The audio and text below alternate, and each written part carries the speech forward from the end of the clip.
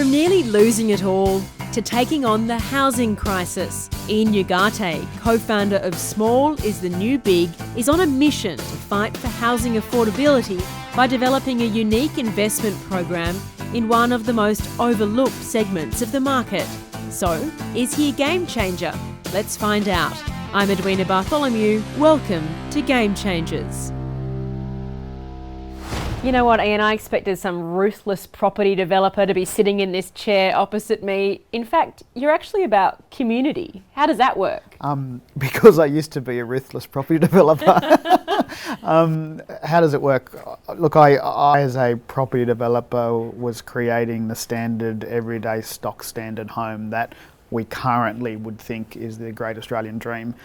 And for me, I'd got to a position where I thought I was going to be extremely happy with money in my bank account, and I was suicidal.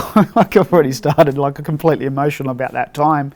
And so we pivoted, my wife and I, Christine, pivoted and started looking at how we could create genuine connection within community by providing a diversity in housing. And that was by looking at the elegance of the houses that we put together, but more importantly, what the community actually really wanted.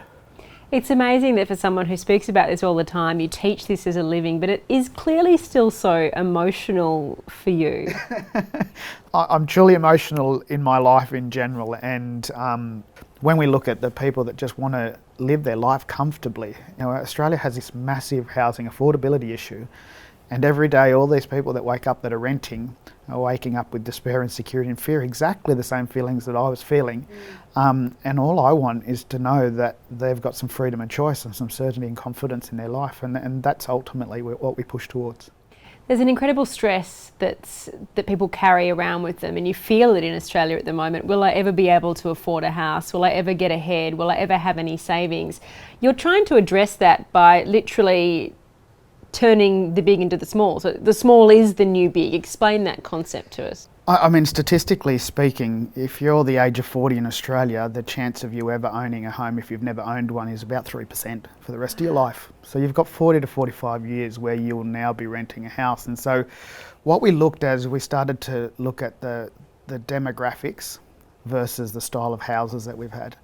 And Small is a New Big is about creating brand new or taking existing properties and convert them into smaller micro apartments. And there's policies all the way across the country that are unused and unknown. What we found was, and just to give you some key statistics around Australia, we build the largest homes in the world at 246 square metres, and each one of them is a 4-bedroom, 2-bathroom house. We have 2.5 people in every household in Australia. Currently, right now, there's 12 million empty bedrooms out of a population of 25 million. We've got 116,000 homeless people, and I can fit 22.6 Hong Kong houses in one Australian house.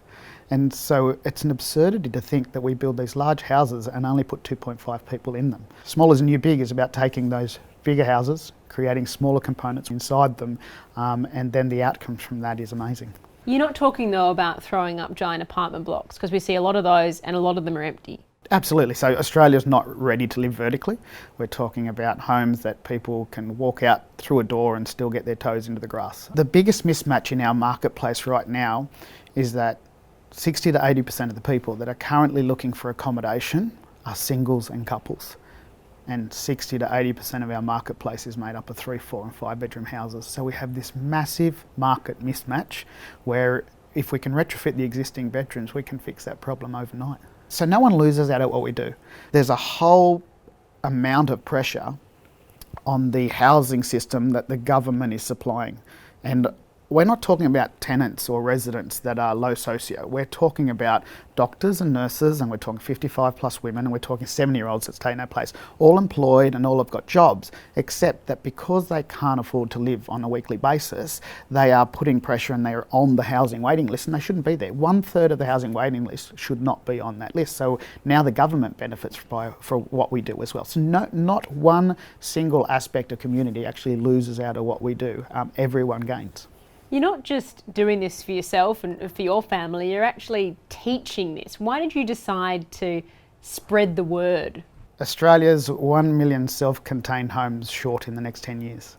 And so Christine, my wife and I, we could go off in our development company and aim at filling those 1 million that in the next 10 years, and it would be a really difficult thing for us to do it on our own.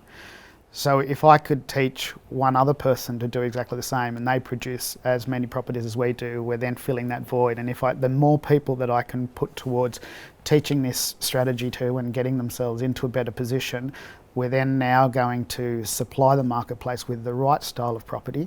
And then I want to teach people how to invest in property so we can actually crush the property marketplace and it doesn't get used as a commodity. And that will take 10 years. And as strange as it sounds for a developer to say that, I think it's the right for every person in Australia to be able to rent a place, save some money, and within 3 to 5 years be able to buy their property. And this is how we do it, by doing these strategies. The next big thing for you is turning a racecourse into residential. Tell me more about that.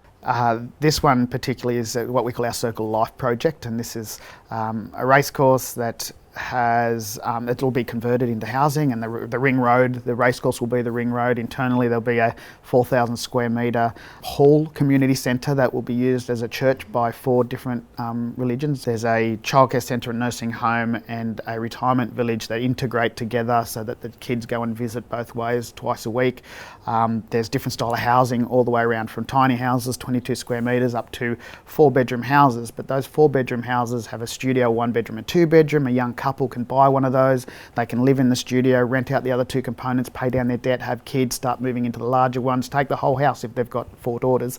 It harks back to the community of old, really. You know, the street you grew up on, for example, would have had this sense of community, and you're trying to recreate that. I grew up here in the street in Sydney, and I'm an Australian born from Spanish migrants, and I lived in a speckled render house with arches and bars on the window, and next door was my auntie Carmel, who was in a cladded fibro home. And through circumstances in my mother's life, my auntie Carmel would get me up in the morning, and she'd get me ready for school, and she'd get me some breakfast. And at about the age of 11, I realised that my auntie Carmel was actually not really my auntie. Like, that's at the time where it dawned on me. And she passed away about 6 years ago, and I wrote a letter to her daughter, because that woman was so much closer to me than any of my blood aunties. And you know, it's just that whole spirit of community in this country, in Australia, has been lost, because no neighbours really talk to each other anymore. All the houses are exactly the same, so there's no difference in our community, in our marketplace anymore. Our company motto now is it needs to make sense before it makes dollars. So that is, it has to affect the community in a positive way, and secondly, it needs to have a financial outcome. It needs to have both. If it doesn't have both, we don't do the project. We can all sit at home and lose money. We don't have to do that. And so this is the beautiful thing about what we do. Well, Small is the New Big is clearly a business with a lot of heart, and it's an absolute pleasure to meet you. Thank you, Edwina.